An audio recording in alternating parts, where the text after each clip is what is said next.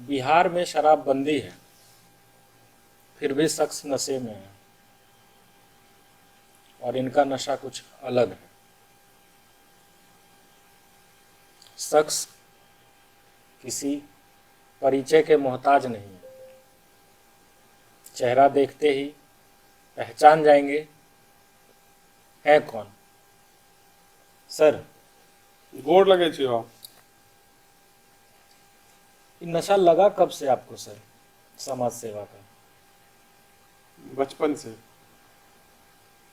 घर से। क्या देखे मतलब? बस घर में ही सब कुछ देखने को मिल गया। संयुक्त परिवार, अभी भी संयुक्त परिवार है, तो बहुत खट्टे मीठे अनुभव घर में ही मिले। और घर में ही बहुत ऐसे लोग थे जो 12-12 लैंग्वेज जानते थे, हाई स्कूल का जॉब छोड़ के गांव के भलाई के लिए आ गए। तो जो दिखता है ना, वो होता है। बच्चों में वही संस्कार मिलता है जो माँ बाप आसपास समाज का होता है। तो शुरू से ही घर में, अपने गांव में, अपने पर्सनल घर में जो मल्टीपल अनुभव एक्सपीरियंस मिला, एजुकेशन का महत्व, एजुकेशन बांटना, लोगों की मदद करना, अतीत बहुत कुछ सिखाती है। और मेरे दादा दादी काफ़ी सोशल थे, तो खून में ही सोशल वर्क है। कहीं से इसका कोर्स करके नहीं आया, बस घर में जो सीखे वो समाज को देने का प्रयास कर रहे हैं। कोई योजना नहीं है, कोई फर्म नहीं है, कोई प्रोजेक्ट नहीं है, बस लोगों की मदद करना है। दो काम आपका सर, एक लड़की कोमल और एक लड़का राम लगन। एक का पैर में पूरा गैंग्रीन हो गया था, उसका आप एम्पुटेशन करवाए। एक राम लगन का घर बनवाए। समाज सेवा करना सा महंगा नहीं पड़ता आपको? हम्म, बिल्कुल नहीं। इलाज में तो जो खर्च सुकून लगा होगा। जो सुकून मिलता है ना, वो करोड़ों में आप नहीं खरीद सकते। लोगों के पास करोड़ों है, लेकिन वो खुशी और वो सुकून नहीं है। वो मुझे मिलता है। किसी गांव चले जाते हैं तो कोई खेत से भुट्टा पकड़ के उसको खिलाते हैं, कोई हलवा उसन के खिलाते हैं। तो जीना इसी का नाम है। असल में ज़िंदगी देने के लिए है, लोगों की मदद करने के लिए है, खुद के जीने के लिए है, और खुद की खुशी इसी में है। तो अच्छा लगता है, करते रहते हैं। और ऐसे कई राम लखन, कई कोमल हैं जिस पर हम काम किए हैं, लेकिन हर चीज़ों को दिखाना अच्छा नहीं लगता है। हम अपने काम के अधिकांश चीज़ों को बस करके भूल जाते हैं।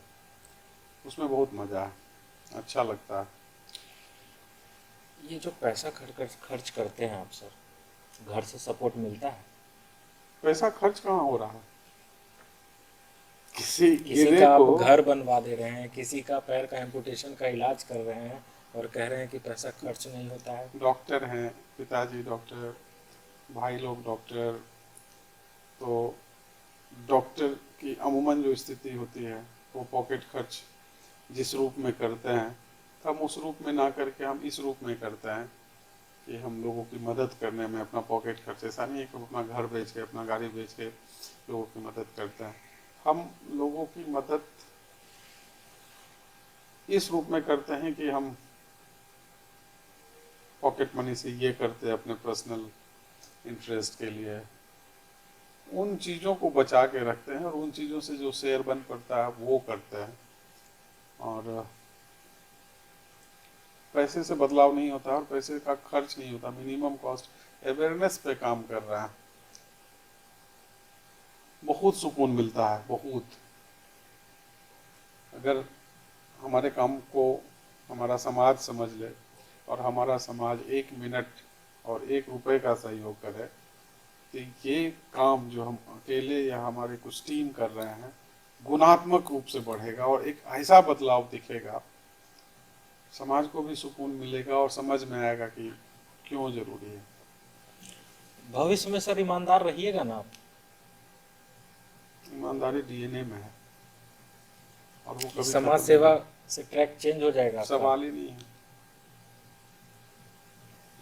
स्टाम्प पे लिख लीजिए, साइन करवा लीजिए, मुझे कोई डेविएट नहीं कर सकता है, ना ही कोई मैनिपुलेट कर सकता है पॉलिटिक्स की ओर, ना ही कोई मैनिपुलेट कर सकता है कास्टिज्म की ओर। मैं जो हूँ वही रहूँगा, कोई चेंजिंग नहीं आएगा, कोई बदलाव नहीं आएगा। कोई करोड़ों से अरबों से मुझे खरीद नहीं सकता। जो संकल्प है उसमें कोई बदलाव नहीं होगा। तो मेरे रिलेटिव बोलते थे कि राजनीति में जाएंगे पक्का। मेरे ससुर जी के भाई बोलते थे कि एकदम अहाँ लिखा लियो, अहाँ के दामाद जे छै से राजनीति में जेबे करत। तो मैं उसे उन्हें कैसे समझाऊं कि मुझे इसमें कोई इंटरेस्ट नहीं है, और क्या जरूरत है समझाने का। आप समझाने में जो समय लगेगा उसको वेस्ट करने की क्या जरूरत है, कुछ कर तो लें। खुद लोग समझते हैं कि राजनीति राजनीति राजनीति, लेकिन राजनीति अच्छे लोगों के लिए शायद नहीं है, और बिना राजनीति बहुत बड़ा बदलाव भी नहीं हो सकता है। तो मैं डिप्लोमेट बात नहीं करूंगा। समाज के अच्छे लोगों को राजनीति में आनी चाहिए। मुझे पर्सनली नहीं आना है, कभी नहीं आना है, क्योंकि मैं जो काम कर रहा हूँ मुझे उसी में सुकून मिल रहा है और उसी में खुशी मिल रही है। तो मैं पजल में नहीं जाऊंगा, मैं उस भवन में नहीं जाऊंगा जहाँ पे शिक्षाविद एक दूसरे का लेग पुलिंग करते हैं, पक्ष विपक्ष, विकास के बारे में, सुशिक्षित समाज के बारे में बातों में ही सिमट के रह जाता है। पता नहीं समाज किस ओर जा रहा है। अभी जो आप बच्चों को पढ़ा रहे हैं सर, खुली हवा, एक पेड़ के नीचे सर, और जो बच्चों की संख्या है आपकी बढ़ती जा रही है,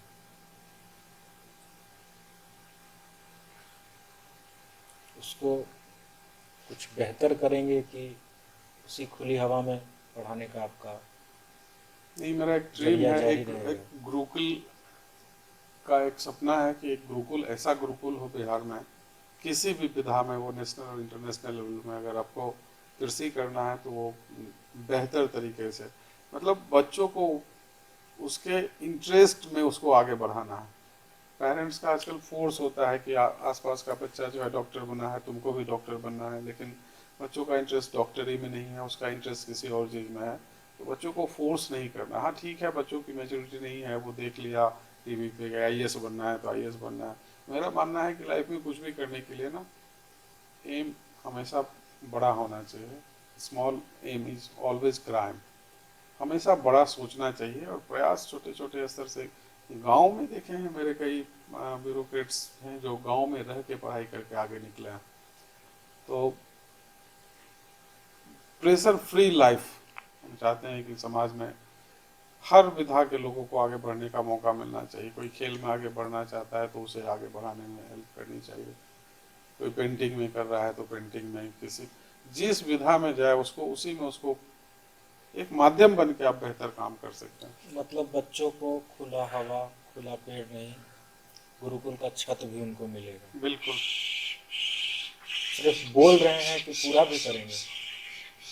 हम बोलते कम हैं, करने में विश्वास रखते हैं। कैमरा में रिकॉर्ड हो रहा है, बिल्कुल। बोलना पड़ेगा कब तक पूरा होगा। जल्दी पूरा होगा, जब समाज का साथ मिलेगा। समाज तय करेगा कि कब पूरा होगा, और समाज पे मुझे भरोसा है कि वो मुझे निराश नहीं करेंगे। जल्दी पूरा होगा।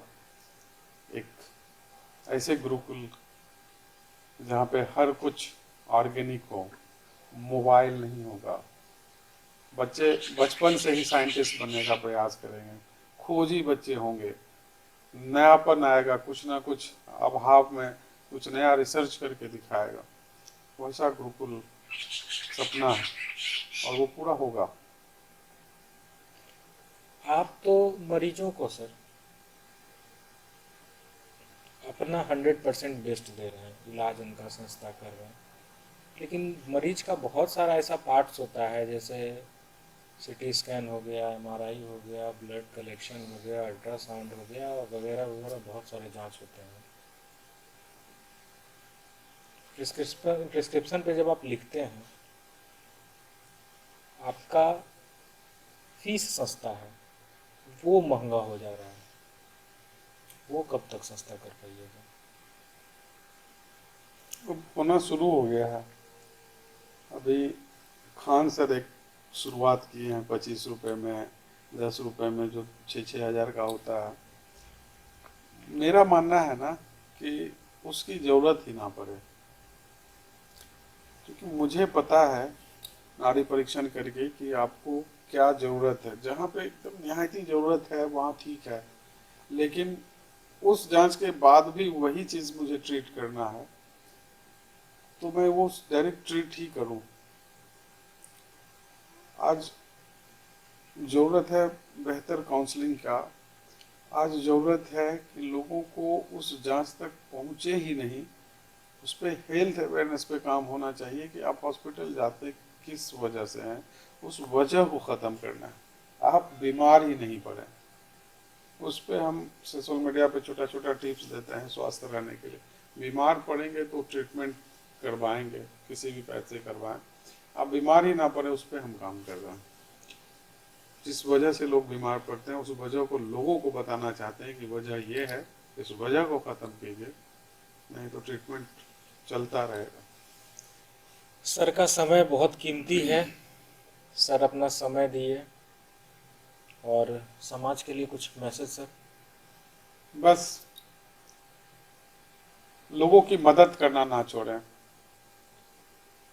आपके एक छोटे से प्रयास से, एक छोटे से सहयोग से एक मजबूत संबल हमारे समाज को मिल सकता है, इसलिए सहयोग करना मत छोड़ें। मनुष्य एक सामाजिक प्राणी है और आपके वजह से हमेशा रहेगा। धन्यवाद। सर बड़े ईमानदार और करबट व्यक्तित्व के धनी हैं, अपने काम में बहुत ईमानदार रहते हैं। हम आलोक सर हमारे पॉडकास्ट में आए, हमको समय दिए और दो काम ईमानदारी से करने का प्रॉमिस भी किए। एक, बच्चों को गुरुकुल, और मरीजों का इलाज सस्ता कैसे हो। समाज से आग्रह करेंगे कि आप भी कुछ सहयोग कीजिए।